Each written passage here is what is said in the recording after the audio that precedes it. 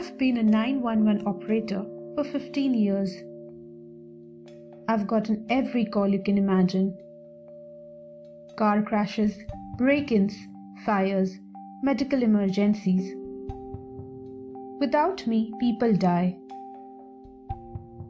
I've saved countless lives just by sitting behind a computer screen.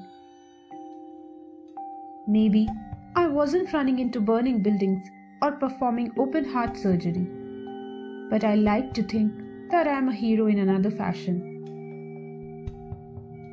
But a couple months ago, something happened. I can't really explain it, or rather, I can, but I can't. According to the cops and the doctors, I shouldn't tell anyone about this. But I don't know what to do anymore. It's like a ship in a bottle. Everything's bottled inside, and I'm not completely sure how it got there. The day started normally. I got to the call center at 7 a.m., got coffee from the kitchen, and started fielding calls. Like I said, normal. There was a fire at a restaurant downtown. A car crashed into a hydrant at the corner of 9th and the Gallane, and a car was stolen from Hilton right outside the airport. At about 3 p.m., 45 minutes before my shift ended, I got the call. 911, what's your emergency?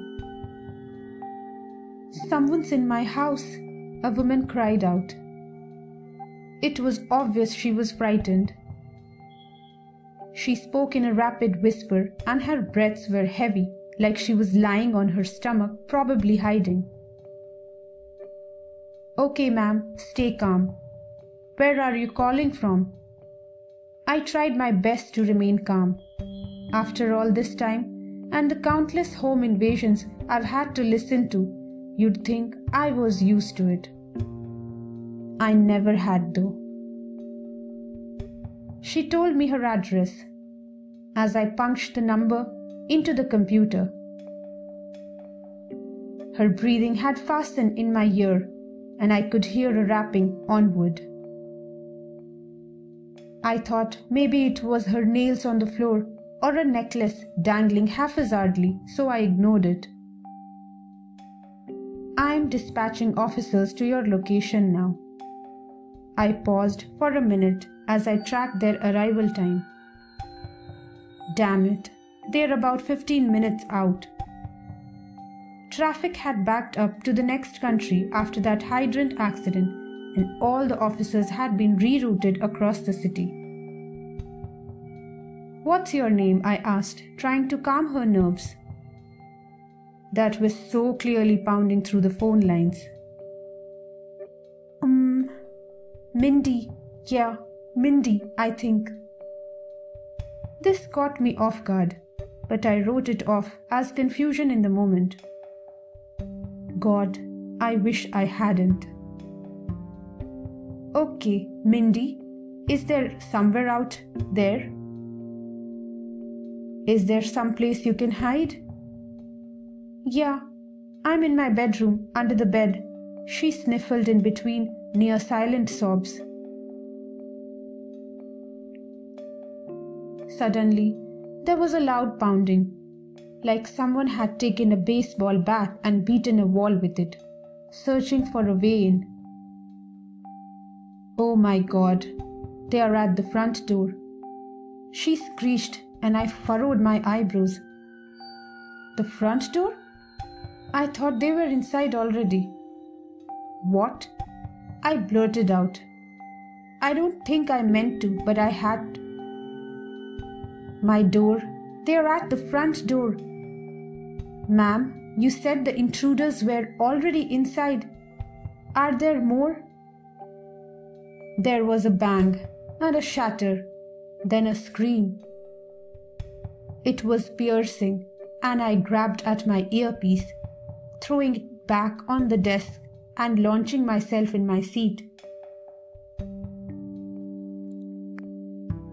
After a moment of panic and looking around frantically at my co-workers, I grasped at it again and shoved it into my ear, fastening it.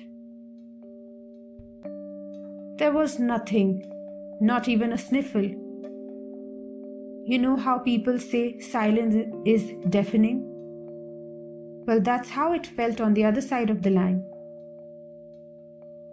"Hello, Mindy, are you there?" I asked. Nothing. I repeated it. "Mindy, are you there?" Still nothing. The line was still active. I could hear noise in the background, brushing and shuffling. It was so faint, and if you breathed, you could miss it. Suddenly, there was a pop. Literally a pop, like when you flick your cheeks or pop a cap of soda. "Hello?" My breath was raspy, as if I was in Mindy's position now, waiting for help to arrive. "Please help." It was a different voice now, whispering back at me, gasping. I say it because I'm still not sure what it was. "Who is this?" The voice didn't respond. The more silence, the more agitated I got. "Who am I speaking with?" I demanded, and some of my co-workers turned to look. "Mindy," it finally said again. It was deeper, gruff, definitely not the woman I was speaking to.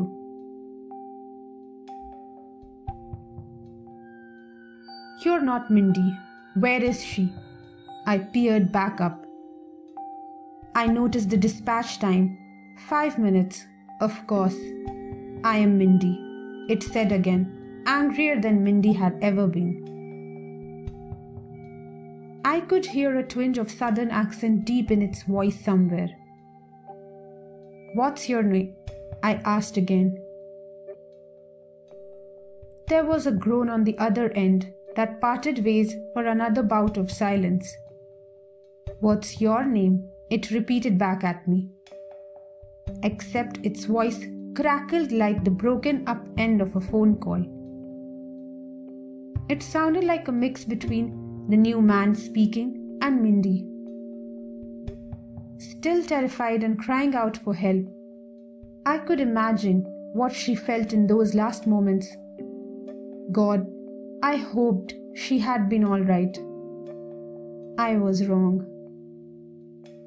The police were 2 minutes out. I dared not say anything. If I said any more, I feared it would find its way to me and steal my voice just like it did to Mindy. "Who are you?" it asked again. Ice ran down my spine and fear tugged at my lips. I wanted to speak, like I was compelled, but I couldn't let it happen. No, I wouldn't.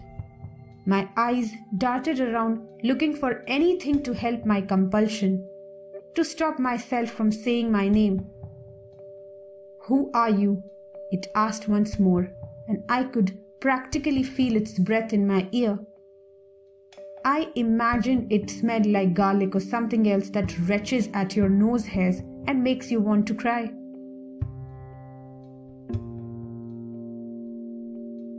The scissors on my desk peeked its red top out from behind my paper basket, practically leaving itself out for me to see. I grabbed it as the breathing started, like it was right there next to me. I barely felt it when the cold metal came down on the back of my tongue, or the pain.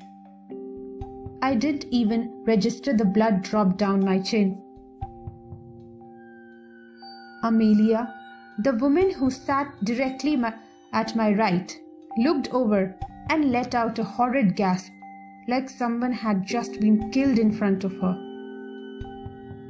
This attracted the attention of another, then another, then another, until finally the entire center was staring at me, The line clicked. The call was over, but the worst part had just begun. It only took 20 minutes for everything to flip on its head. As for Mindy, I heard from a co-worker of mine that when they got to Mindy's, the door was locked and everything inside was pristine, but Mindy had been nowhere to be found. Her keys and purse were on the table in the dining room. Everything still inside, every ID and credit card shoved in place, and her car was locked. They did find one thing, however. Her phone was underneath the bed, cracked and shattered. The doctors say I'll never be able to speak normally again. They couldn't save the tongue. I'm fine with it. At least I'll never be able to say my name again. But I doubt that will stop it. The doctors couldn't fix the voice either. The breathing. It kept clouding my thoughts like it was still in my ear, echoing, "What's your name?" 1,000 times over. I know what the cops said. The call cut off after Mindy screamed and tore my earpiece off, but I feel like it's still there, haunting me and echoing. How the hell else would I have a whole conversation with it? The chill that had manifested itself never went away either, like a leech sucking off my body heat. The cold and the voice may make me sound crazy, but I know what I heard. I know what happened. It's inside me now, and I don't know what to do. By the time you're hearing this, it may be too late. I might be gone, taken to wherever Mindy went to, become a voice inside the cords of whatever it had that had stolen her, stolen us. Soon, I'll be just like it.